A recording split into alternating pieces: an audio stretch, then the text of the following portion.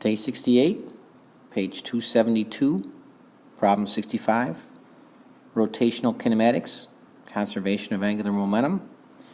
Starting here on the left, basically we're going to figure out, well, we're going to use our uniform angular acceleration equations, where you have an initial rotational speed of 0 radians per second. We're looking for the final. I've calculated the angular acceleration based on what they've given us. In other words, A equals R alpha, or in other words, alpha, the rotational acceleration is A over R. They told us the rotational or the tangential acceleration is 1.0 times 10 to the negative third times G, which is 9.8. And the radius is 100 meters on the tether. So the angular acceleration seems pretty small. 9.8 times 10 to the negative fifth radians per second squared. So that's my uniform rotational acceleration I'm plugging in over here. And the leak occurs for 2 minutes. Once again, doesn't seem like a long period of time. 120 seconds.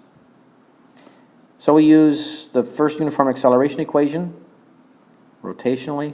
Omega f equals omega I plus at. You plug in the given values. Your final rotational velocity is 1.18 times 10 to the negative 2 radians per second, which, once again, doesn't sound like a whole lot. And it really isn't, I guess. The tangential velocity at that point on the tether is just your radius times your rotational speed, which is the 1.18 times 10 to the negative 2 radians per second. We just calculated, multiplied by 100, so your tangential speed is 1.18 meters per second. Not that big a deal. However, if you look at angular momentum now, L sub 1 equals L sub 2, where L is your rotational mass, inertia, times your rotational speed. That has to be conserved. So I sub 1 times omega sub 1 has to equal I sub 2 minus omega sub 2, the famous ice skater example where she or he pulls her arms or legs in and you spin faster. Also knowing that this is really basically a point mass, this astronaut. So the rotational inertia is mr squared. So I'm plugging in mr squared for your rotational inertia.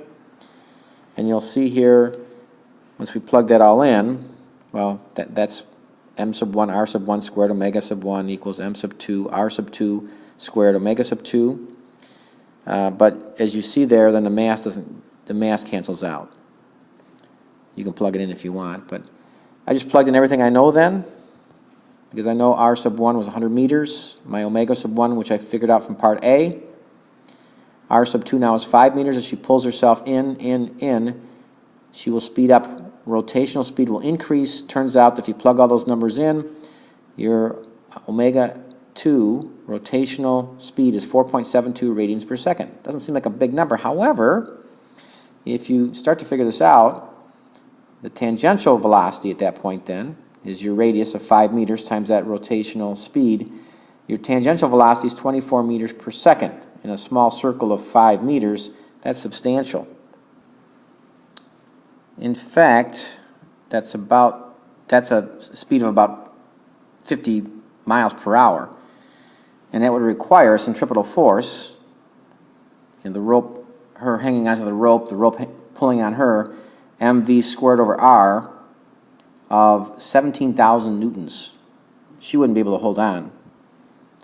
So she's going to need some other corrective measure. She can't just pull herself in. She's going to need another jet or force, propellant that she probably has in her backpack to slow down her tangential speed before she pulls herself back into the ship.